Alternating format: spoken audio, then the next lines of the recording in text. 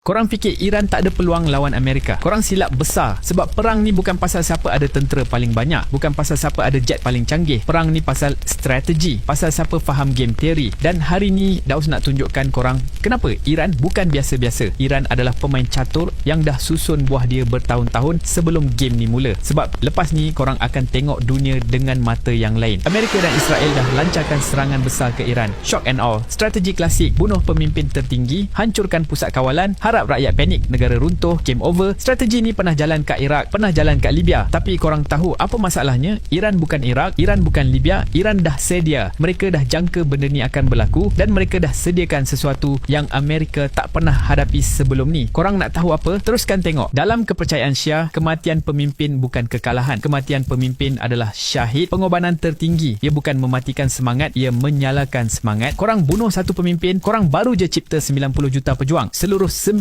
juta rakyat Iran sekarang bersatu dalam satu misi, satu tujuan, satu api. Amerika ingat decapitation strike akan tamatkan semuanya. Tapi realiti dia, korang baru je tuang minyak atas api yang memang dah marak. Amerika ingat kalau hancurkan Tehran, semuanya jatuh. Salah. Iran dah lama sedia untuk serangan ni. Sistem pertahanan Iran bukan macam negara biasa. Ia macam Hydra. Potong satu kepala, tumbuh 10. Setiap wilayah ada komander sendiri, strategi sendiri, senjata sendiri, misi sendiri. Hancurkan Tehran, Isfahan terus serang. Hancurkan Isfahan, Tabriz terus serang. Hancurkan Tabriz, Shiraz terus serang. Total war dah diumumkan. Korang tak lawan satu tentera, korang lawan satu sistem. Dan sistem ni dia tak boleh dimatikan dengan satu bom. Sekarang korang nak tahu senjata paling cost efektif di dunia? Shahed drone. Harga $50,000 Amerika Syarikat seunit, muat atas satu lori. Pengeluaran 500 unit sehari. Stok semasa lebih 80,000 unit. Dan satu drone ni boleh hancurkan apa? Satu desalination plant, satu oil field, satu military base, satu airport runway, satu hotel mewah. Semua sasaran bernilai berbilion dolar dihancurkan dengan drone $50,000. Iran tak perlu misal mahal, cukup 500 drone sehari, setiap hari, tanpa henti. Dan itu baru permulaan. Sekarang ni bahagian paling gila. Nak tembak satu drone Iran yang harga $50,000 Amerika Syarikat, Amerika kena guna misal Patriot atau TIE. Harga satu misal $1 juta Amerika Syarikat. Dan accuracy dia rendah, selalu miss. Jadi Amerika perlu 2 hingga 3 misal untuk jatuhkan satu drone. Buat kira, Iran belanja $1, Amerika rugi $60. Nisbah 1 lawan 60. Dan sistem pertahanan Amerika tu besar, berat, lambat nak pindah, senang dikesan dari satelit, senang diserang balik. Iran cost efficiency maximum, Amerika cost efficiency 1.7%. Lagi lama perang ni berjalan, lagi cepat Amerika bankrupt. Ini bukan perang senjata, ini perang matematik, dan matematik tak pernah tipu. Kenapa Iran hampir mustahil untuk ditawan? Tengok geografi dia. Iran dikelilingi banjaran gunung Zagros di barat, Alborz di utara, ketinggian sehingga 5,600 meter. Dan apa yang tersembunyi dalam gunung tu? Pangkalan drone, ribuan unit tersedia. Silo roket underground tak nampak dari udara. Kilang senjata beroperasi 24 jam dalam gua. Pusat komunikasi, hardened bunker, stok makanan dan air untuk berbulan-bulan. Semua invisible dari satelit. Semua kebal dari bom. Bom paling kuat Amerika, GBU-57. Cuma boleh tembus 60 meter tanah. Bunker Iran, 200 hingga 300 meter dalam gunung. Korang boleh bom Iran 1000 kali. Gunung tu masih berdiri, drone tu masih keluar. Sekarang bandingkan dengan musuh-musuh Iran di GCC Dubai, Padang Pasir Rata, Qatar, Padang Pasir Rata, Saudi Arabia, Padang Pasir Rata, Bahrain, Pulau Kecil Rata. Terrain, flat desert, cover, zero. Visibility, 100% fully exposed. Depth, surface level only. Apa yang terdedah? Base tentera US nampak dari satellite. Oil fields, tiada perlindungan. Desalination plants, target mudah. Airports, impossible nak sorot. Hotel mewah terbuka luas. Gunung nak sembunyi, tak ada. Gua nak lindung, tak ada. Hutan nak cover, tak ada. Iran duduk dalam kubu gunung, GCC duduk atas tempat kosong. Korang rasa siapa menang? Dan ini senjata terbesar Iran yang ramai tak sedar. Selat Hormuz, lebar cuma 33 km. Manusia boleh renang jarak tu. Tapi selat kecil ni mengawal 20% bekalan minyak seluruh dunia. Jepun 75% minyak dari Hormuz. India 60%, Korea Selatan 75%, China 40%, Eropah 30%. Status sekarang ditutup oleh Iran. Iran tak perlu menang perang. Iran cuma perlu tutup satu selat dan dunia kalah sendiri. Satu keputusan 33 km dan seluruh ekonomi global tercekik. Nak tahu betapa seriusnya? Kalau selat Hormuz kekal tertutup, Jepun, kuasa ketiga terbesar dunia, kehabisan minyak dalam 8 hingga 9 bulan. Ekonomi runtuh. Korea Selatan 10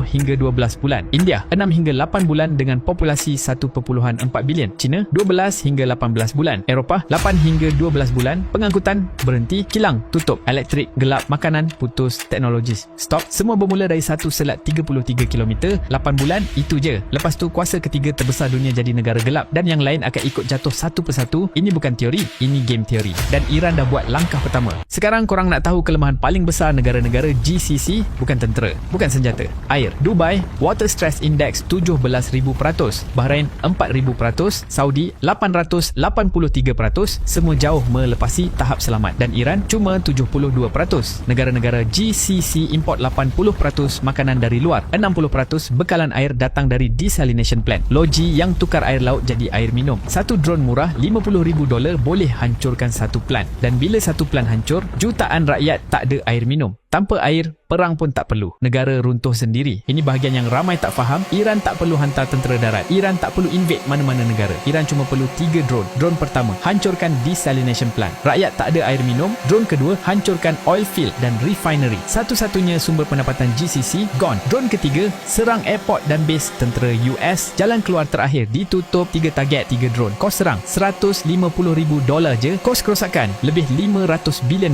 Ratio 1:3.3 juta. Semua target ni terbuka di padang pasir rata. Tak ada cover, tak ada tempat sorok. Iran boleh buat bila-bila masa. Habis cerita. Dan korang tahu apa yang paling menarik? Dubai, bandar paling glamour di dunia, 90% penduduknya expatriate, bukan rakyat tempatan. Pelabur asing, pekerja asing, syarikat asing. Dan bila perang meletup, 90% expatriate tu akan cabut, lari ke Singapura, Hong Kong, Tokyo. Siapa nak letak duit kat tempat yang boleh kena serang esok? Tiket pesawat satu hala dari Dubai, $250,000 Amerika Syarikat, sold out. Dubai International Airport, capacity exceeded. Investment confidence, zero. Dubai bukan lagi safe haven. Dubai dah jadi target. Dan reputasi yang ambil 30 tahun nak bina, hancur dalam 30 hari. Sekarang antara semua negara GCC mana yang paling rapuh? Bahrain. Kenapa? Dua sebab yang sangat bahaya. Pertama, Bahrain adalah rumah kepada US kelima Fleet, naval base terbesar Amerika di Timur Tengah. Target nombor 1 untuk misail dan drone Iran dari luar. Kedua, dan ini yang paling menakutkan, dalam 50% rakyat Bahrain adalah Shia dan mereka loyal bukan kepada Raja Bahrain. Mereka loyal kepada Ayatollah. Serangan dari dalam. Jadi Bahrain kena serang dari dua arah serentak. Dari luar, misail dan drone. Dari dalam, revolusi rakyat sendiri. Serangan luaran plus revolusi dalaman. Bahrain jatuh. Domino pertama dalam GCC dan yang lain akan ikut. Qatar, Kuwait, UAE, Saudi. Satu persatu. Musuh dari luar, musuh dari dalam. Bahrain tak ada peluang. Sekarang korang nak faham kenapa Amerika sangat takut GCC runtuh? Sebab ini bukan pasal minyak je. Ini pasal dolar. Sistem petrodolar, nadi ekonomi Amerika yang tak ada siapa nampak. Macam ni, GCC jual minyak dalam dolar Amerika Syarikat. Dapat dolar, beli saham US, Wall Street naik, ekonomi Amerika hidup. Putuskan satu je rantai ni. Seluruh chain runtuh.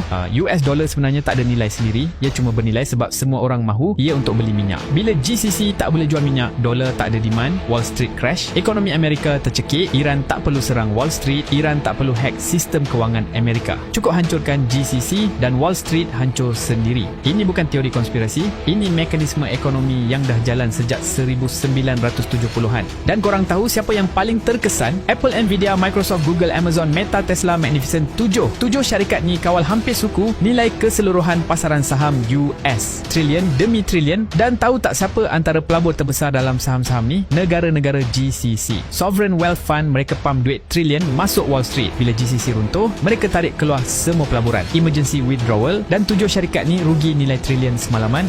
Iran tak serang tech company, Iran serang pelabur tech company. Dan kesannya 10 kali ganda lebih dahsyat. 10. Dan ini yang ramai tak sedar. Iran tak berperang sorang. Syia ada di mana-mana. Iraq 65% Syia, Bahrain 50% Syia, Lebanon, Hezbollah, Yemen, Houthi, Pakistan 20% Syia. Afghanistan pun ada. Embassy US dah diserang di Pakistan dan Iraq. Bukan kebetulan. Ini koordinasi. Bila Ayatollah gugur sebagai syahid, kewajipan jihad bermula. Bukan di satu negara. Di 15 negara serentak. Ini bukan perang satu negara lawan satu negara. Ini gerakan global yang tak ada sempadan, tak ada uniform, tak ada headquarters yang boleh dibom. Amerika lawan satu negara, Iran. Iran activate seluruh rangkaian dunia Islam. Korang fikir Amerika boleh handle semua tu sekaligus? Sekarang korang dah faham strategi perang Iran. Tapi nak tahu end game sebenar mereka? Bukan nak menang perang, bukan nak takluk tanah. Pax Islamika. Satukan seluruh dunia Islam. 2 bilion umat, satu visi. Kebanyakan negara Islam hari ini dikawal diktator yang jadi boneka Amerika, Saudi, Mesir, Algeria. Rakyat benci pemerintah sendiri. Iran nak galakkan rakyat tumbangkan pemimpin boneka ni. Dan bukan Syia sahaja, seluruh umat Islam. Mesir, Pakistan, Turki, Indonesia, Morocco, Iraq. Kalau berjaya, Iran jadi pemimpin 2 bilion umat, blok kuasa terbesar di dunia. tak perlu risau pasal Amerika lagi. Ini bukan strategi perang, ini strategi tamadun dan ia dah bermula. Jadi kesimpulannya, 8 kelebihan Iran yang Amerika tak boleh lawan: drone murah lawan misal mahal, gunung lawan padang pasir, semangat jihad lawan tentera upahan, Hormuz lawan Wall Street, decentralized command lawan satu presiden, 500 drone sehari lawan bajet trilion, rangkaian global lawan satu negara, visi tamadun lawan image empire. Ini bukan perang senjata, ini perang strategi dan Iran tahu apa mereka buat. Negara miskin ada tenaga, negara kaya ada ketakutan, dan dalam game teori, ketakutan selalu kalah dengan keberanian. Dan sebelum korang pergi, disclaimer penting, konten ni adalah analisis geopolitik berdasarkan game teori untuk tujuan pendidikan sahaja. Daus tidak menyokong mana-mana pihak dalam konflik ni. Analisis dibuat dari sudut pandang strategik, bukan moral, bukan politik, bukan agama. Semua fakta dan angka berdasarkan sumber awam. Sumber utama analisis Profesor Ji Yang, Game Theory US Iran War, daripada YouTube channel Predictive History. Perang membawa kemusnahan kepada semua pihak. Semoga keamanan dan keadilan menang.